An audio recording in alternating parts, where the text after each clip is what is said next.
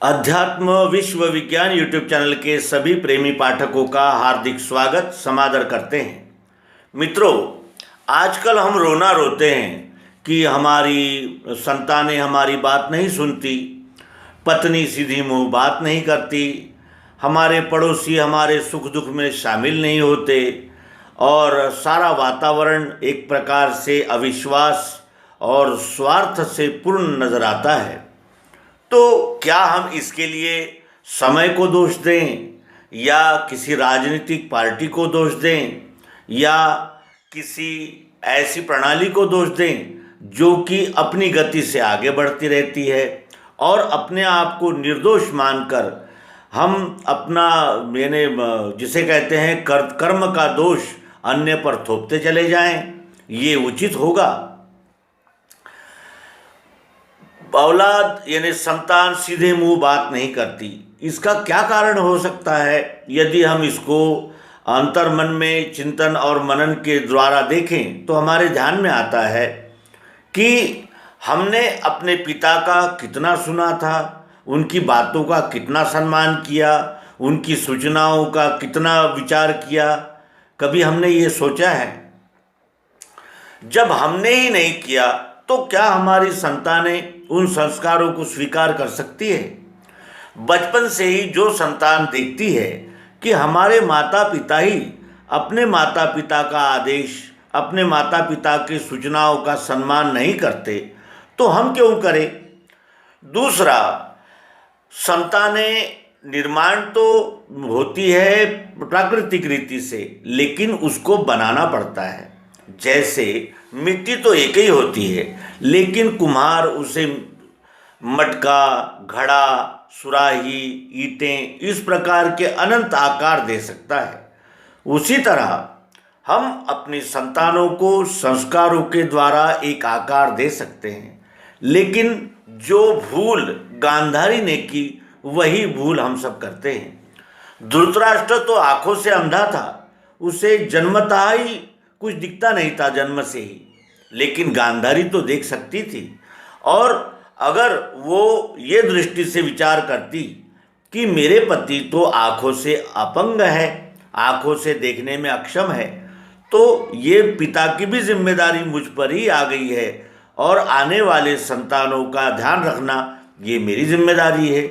लेकिन उसने इस प्रकार का विचार न करते हुए प्रतिशोध की भावना में ये सोच लिया कि जब मेरे पति ही नहीं देख पाते हैं तो मैं देखकर क्या करूंगी, और इस हठवादिता में उसने आंखों पर पट्टी बांध ली। और इस आंखों पर पट्टी बांधने का परिणाम क्या हुआ? तो संपूर्ण कुरुवंश का नाश अपनी आंखों से देखने का दुर्भाग्य उसके समीप उपस्थित रहा। और ये इसलिए भी हुआ कि सोचने की जो दो पद्धतियाँ होती है, एक सकारात्मक और एक नकारात्मक, उसने नकारात्मक पद्धति को चुना, जिसका परिणाम ये दुर्योधन और दुशासन की हठवादिता और धृतराष्ट्र की महत्वाकांक्षा और इस महत्वाकांक्षा से उपजा हुआ एक महायुद्ध जो महाभारत में वर्णित है और हम सब बहुत अच्छी तरह उसको जानते हैं। संतानें नहीं सुनती, पड़ोसी हमारे सुख दुख में सहभागी नहीं होते। पड़ोसी सुख दुख में कब सहभागी होते हैं? जब आप उनके सुख दुख में सहभागी होते हो। अगर आप अपने ही विचारों में और अपने ही परिस्थितियों में आत्म केंद्रित रहेंगे तो पड़ोसी क्यों आपके सुख दुख में सहभागी होगा? क्योंकि ताली एक हाथ से नहीं बजती, ये तो हम कहते हैं, लेकिन जब व्यवहार करने का समय आता है तो हम दूसरे की ओर उंगली निर्देश करते हैं और स्वयं की कमियों को ध्यान नहीं देते। इसी प्रकार ये सारा चक्र चल रहा है। हम बाहर देखते हैं और अपने आप को नहीं टटोलते।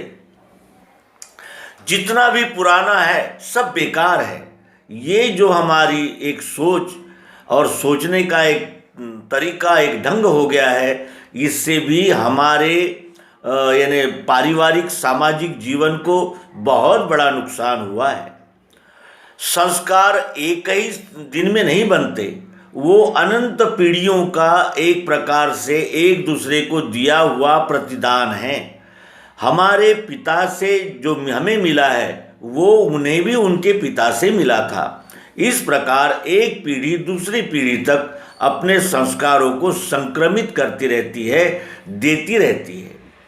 और इसी प्रकार से हम अगर अपने जीवन की ओर देखें तो हमारे ये ध्यान में आता है कि मनुष्य चाहे वो अरबोपति हो या इस यानी जिसे कहते हैं कि व्यापारी एम्पायर का यानी व्यापारी संकुल का कोई बहुत बड़ा धनाढ्य हो, जैसे बिल क्लिंटन है, मार्क जुकरबर्ग है और अनेक नाम लेते लिए जा सकते हैं, लेकिन वो भी दाल चावल गेहूं आटा इसी प्रकार के अन्न से अपना भरण पोषण करता है।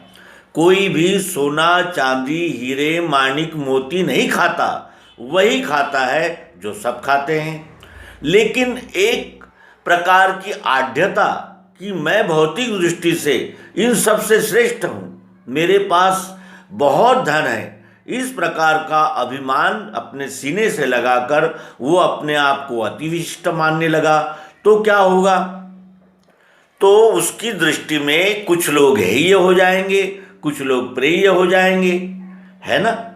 अगर वो ये दृष्टि से विचार करे कि मैं भी एक मनुष्य ही हूँ, केवल धन मेरे पास है, वो मेरी योग्यता का मेरी कर्मठता का पुरस्कार है, ये तो ठीक है, लेकिन ये धन कब तक मेरे साथ रहेगा?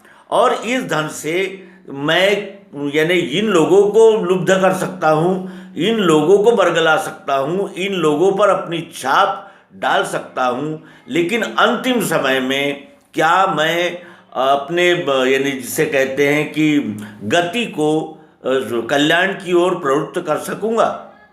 इस प्रकार का अगर विचार करें तो हमारे ध्यान में आता है कि हमारे जीवन को यहाँ भी संतोष मिल सकता है और आगामी जो हमारा आने वाला समय है उसमें भी हमको कल्याण और आनंद का ही मार्ग मिल सकता है। पुराना जितना था सब बेकार है, इस प्रकार की जो वृत्ति हो गई है, इससे हमें वैलेंटाइन डे और क्रिसमस डे और ये जो पाश्चात्यों से जो उधार मिल रहा है, इसका हम तो बड़े प्रेम से और बड़े आनंद से स्वीकार करते हैं, लेकिन हमारी जो पुरातन परंपरा में एक प्रकार का मांगल्य था, एक प्रकार की जिसे कहते हैं प्रसन्नता थी, एक प्रकार का संतोष था, वो तो हमें इनसे नहीं प्राप्त हो सकता, क्योंकि ये एक दिन में बने हुए त्यौहार है, ये केवल एक उत्सव है और ये उत्सव कोई भी उत्सव एक क्षण के लिए आनंद दे सकता है, सदैव के लिए आनंद नहीं दे सकता। पूर्वापार चली आ रही हमारी परंपरा के अनुसार सुबह जब हम उठे तो अपने जिसे भी हम आराध्य मानते हो उसका स्तवन करें, मन यानी और जिसे कहते हैं कि प्रेरणादायी और कल्याण की ओर ले जाने वाली यानी उक्तियाँ सुक्तियाँ इनका उच्चार करें और इस जो जिसे कहते हैं कि एक प्रकार की जो मांगलिक वृत्ति है उस वृत्ति को धारण करके हम सुबह जगें और अपने दिनचर्या की आरंभ करें। लेकिन हुआ क्या, ऐसा होता नहीं है कि हम सुबह उठे और कोई ईश्वर का नाम जिसे भी हम आराध्य मानते हो उसका नामस्मरण करें, उसके जीवन और चरित्र ज्ञान गुण इनका स्मरण करें। ऐसा न करते हुए हम सुबह जागते हैं और टीवी खोल देते हैं, टीवी में वही आता है जो वो दिखाना चाहते हैं, जो वो दिखाना चाहते हैं वो हम देखते हैं। हमें क्या देखना है इसका विवेक जब तक हम में नहीं आता तब तक दूसरा दिखाएगा वही हम देखेंगे। लोग कहते हैं कि बहुएं आजकल यानी उद्दाम बर्तन करने लगी है, तो क्या वो सास बहू के झगड़े जो टीवी पर दिखाए जा रहे हैं ये इसी रफ्तार से दिखाए जाने पर क्या वो सुशील और मधुर भाषणी हो सकती है। जो हम बोते हैं वही फसल बनकर लौट आता है। तो मित्रों, ये सब कहने का एक ही कारण है कि इस संस्कृति को बिगाड़ने में सबसे बड़ा अगर योगदान कोई है तो हमारी उदासीनता का है। पूर्वापार में जब हम देखते हैं तो हमारे आंगन में एक सुंदर सी रंगोली सवेरे उस घर की जो लक्ष्मी होती थी, उस घर की जो बहुएं होती थी या महिलाएं होती थी, वो एक सुंदर सी रंगोली बनाती थी और तुलसी का एक पौधा, उस पौधे पर पौधे के सामने निकाली हुई रंगोली, और इसका ये केवल सजावट और शोभायमान करना अपने गृहस्थी को इतना ही कारण नहीं था। उस रंगोली का प्रभाव ये होता था कि जो बाहर से आने वाला व्यक्ति है वो उस रंगोली को देखकर वो जिस भी मनस्थिति में आया हो उसकी मनस्थिति में एक प्रकार की रमणीयता, मधुरता प्रवेश कर जाती थी, क्योंकि उसकी आंखों से कुछ रमणीय दिखता था। लेकिन हमने रंगोली को ये कहकर टाल दिया कि ये तो समय का अपव्यय है, क्यों हम उस रंगोली निकालने में इतना समय खर्च करें, और ये नहीं सोचा कि इतनी छोटी सी एक्टिविटी से हम किसी का मूड बदल सकते हैं, किसी के मानसिक यानी जो तैयारी है उसे हम एक प्रकार का मोड़ दे सकते हैं। ये न जानते हुए हमने उस रंगोली का तिरस्कार कर दिया। बाहर से आने वाले व्यक्ति के साथ केवल यही देखकर कि इससे हमारा क्या स्वार्थपूर्ण होगा, इसी दृष्टि से हमने व्यवहार करने का ठाना और व्यवहार किया।